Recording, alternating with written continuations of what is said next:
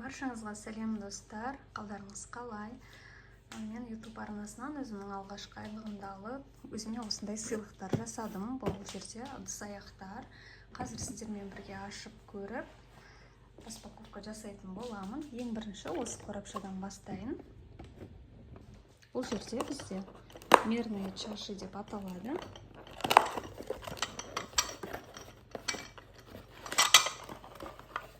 Осындай ішінде 4 дана кішкентай чашалар бар.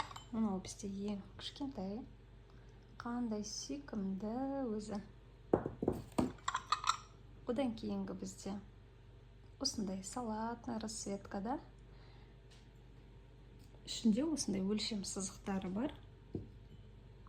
Одан кейінгі түс бізде осы сары, іші сары, сыртында осындай өте әдемі майда гүлдері бар екен. Бізде көктем келгендіктен, міне, мынау ең үлкен чашасы, бұл ручкасы бар. Обычный кружкадан сәл ғана үлкендеу. Сондай сүйкімді әдемі. Көктем келіп қалғандықтан өзімізге көңіл күй сыйлайық деп, осындай әртүрлі түстерден таңдадым. Мен негізі осындай түсті алуға қорқатын адамдардың қатарынан болатынмын.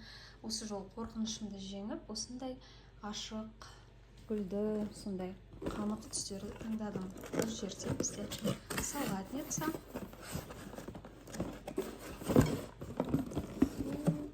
Бұл салатница деген қандай керемет, ручкасы бар, ішінде осындай көбелектің суреттері бар, сыртында осындай гүлдердің суреті бар. Өте ыңғайлы, мынандай ручкасы бар, өте прочный, сондай качествосы мықты екен көрініп тұр. Мына гүлдердің барлығы қолдан салынған, ручная работа. Міне, осыдан 2 штук алдым. Қазір тағы біреуін ашамын.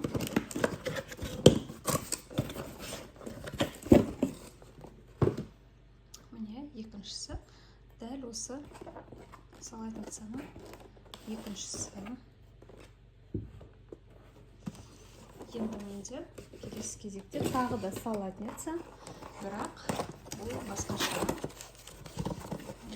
Бұл кішкене глубокий емес, жалпақтау. Міне, осындай супница ретінде пайдаланса да болады. Одан кейін салат, неше түрлі жеміс-жидек салып қоюға да болады.